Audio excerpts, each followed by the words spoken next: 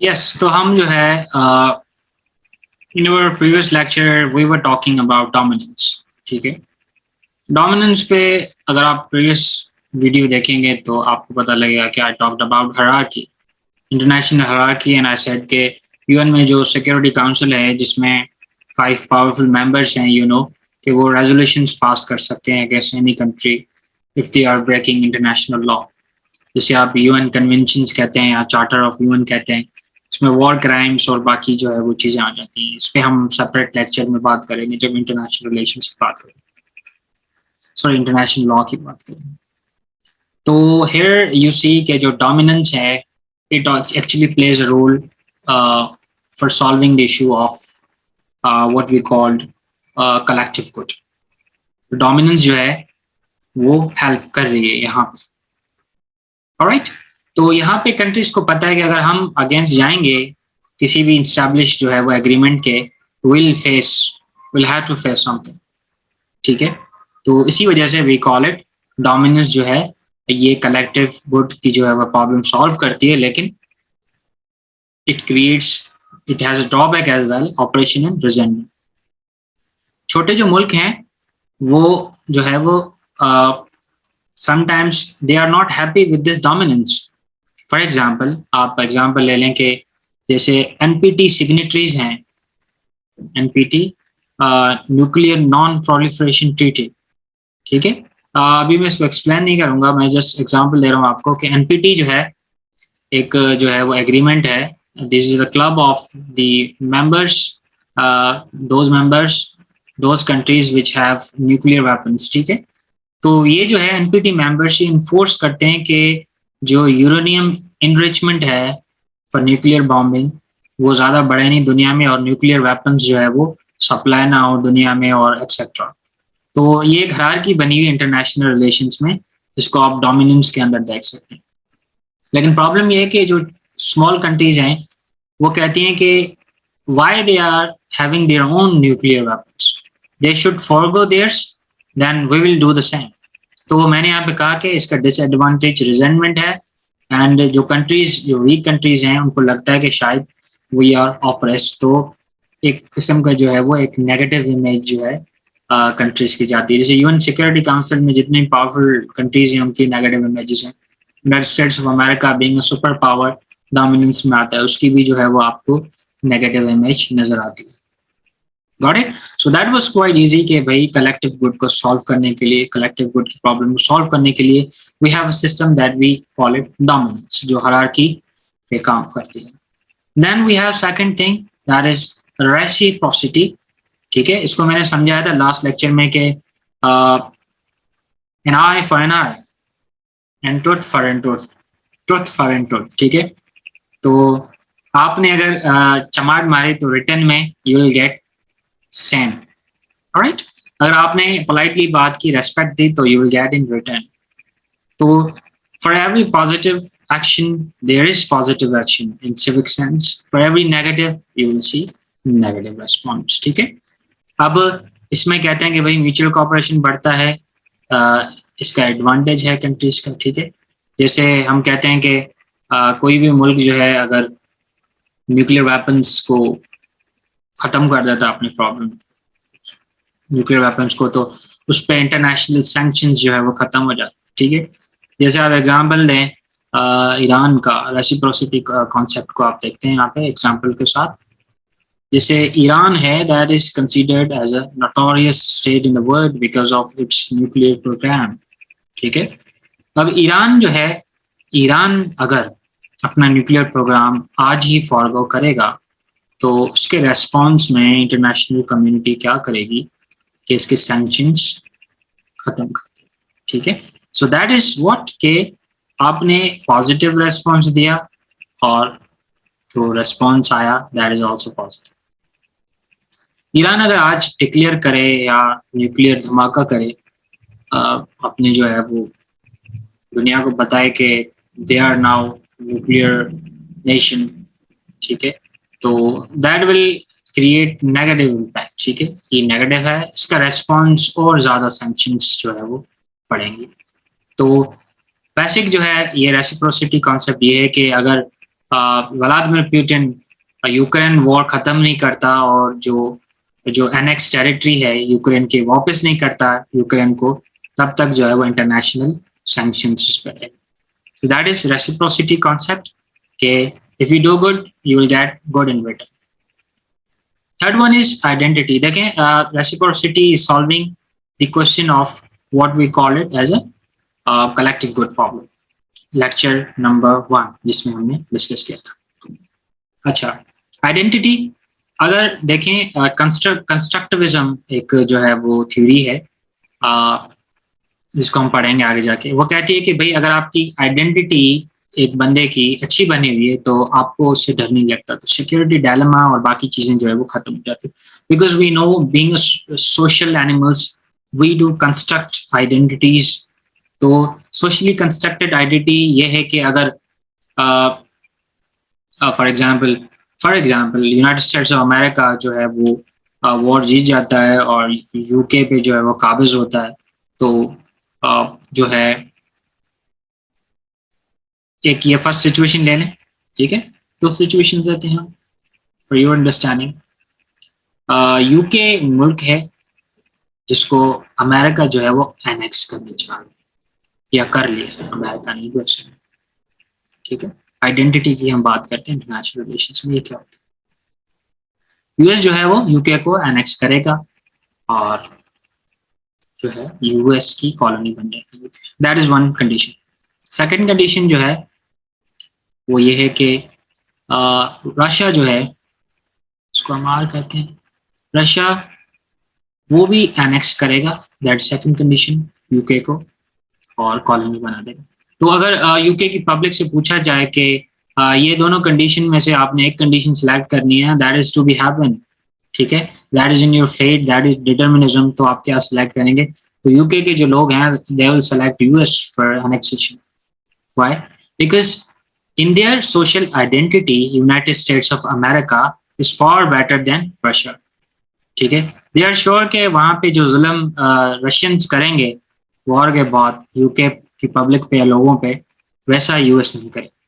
That is how identities are constructed. और जो international relations होता है, कंट्रीज का आपस में ताल्लुकात होते हैं, वो भी आइडेंटिटी से बहुत ज्यादा जो है वो इन्फ्लुएंस्ड होते हैं, ठीक है. For positive identity you will get positive response, for negative identity you will get negative response. तो collectively these were the three core principles for solving collective good problem: dominance, reciprocity and identity. Alright, अब इसका एक और example देते हैं international relations में कि जो है वो कलेक्टिव गुड जो है वो क्या है, पीस एंड स्टेबिलिटी दुनिया में. अब आप कंसीडर करें न्यूक्लियर प्रोलिफरेशन का एग्जांपल, ठीक है.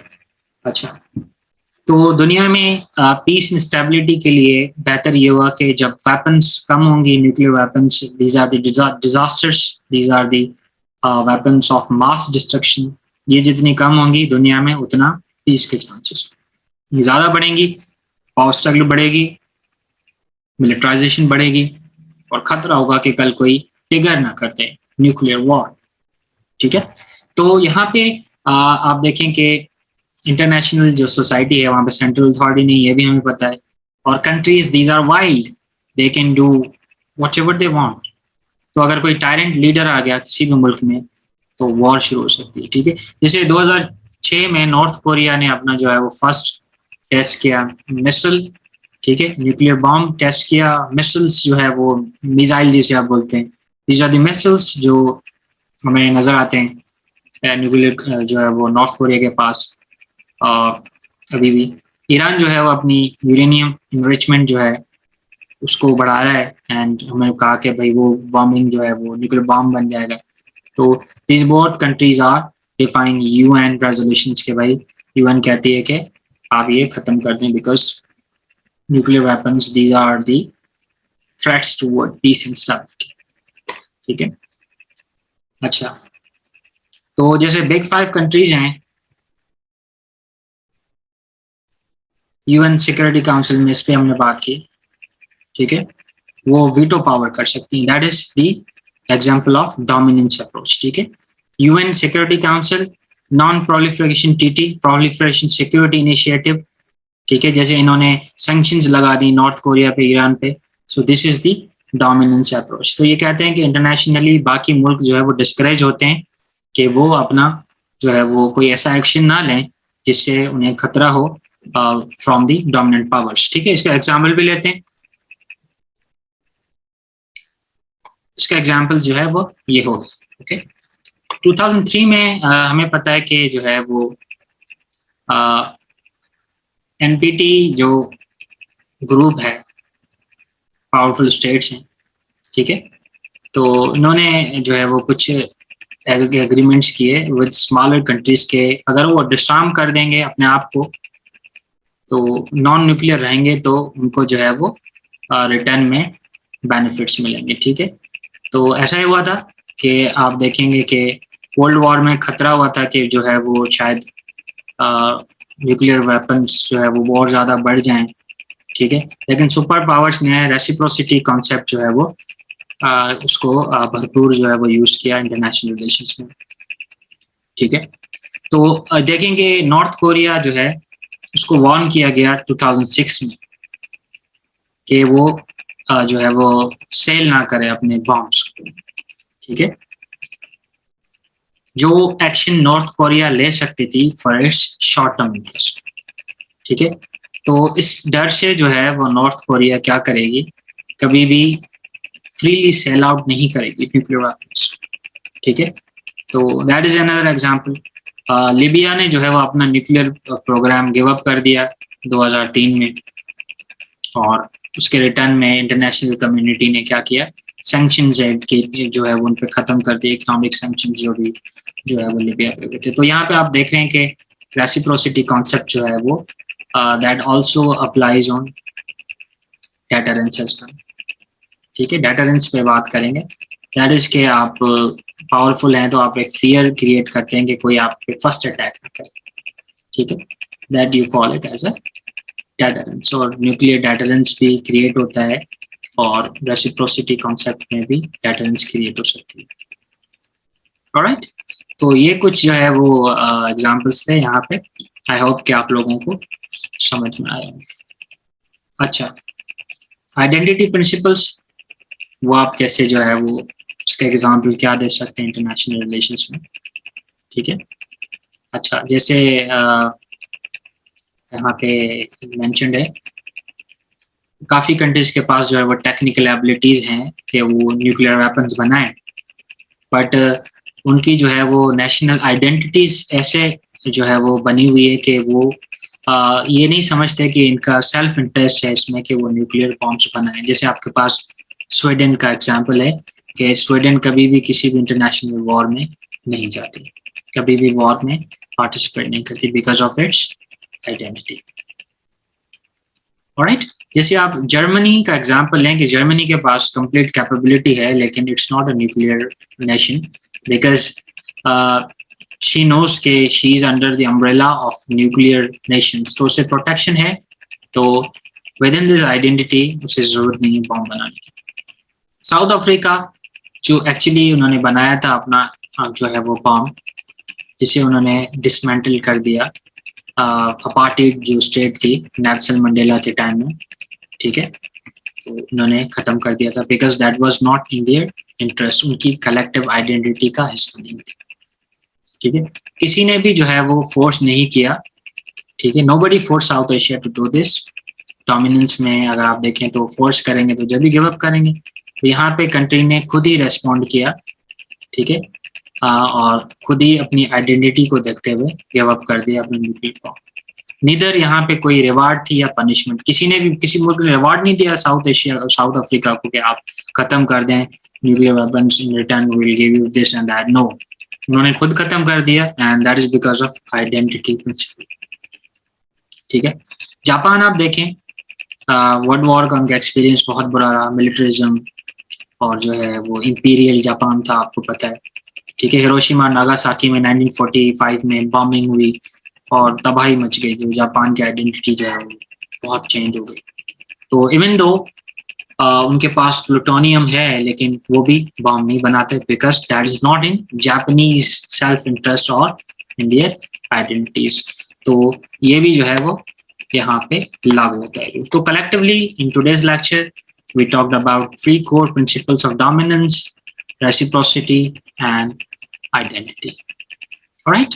तो हमने जो है वो लास्ट जो लेक्चर लिया था उसमें हमने एक कलेक्टिव गुड का जो है वो डिस्कशन की थी और इसको आज हमने समझ लिया. If you have any questions regarding this, you can ask the questions in the comment box and we'll try to give you replies as well. And we also will be needing your positive and constructive feedback so that we can improve ourselves next time with you. Thank you so much. See you in our next lectures. Allah Hafiz.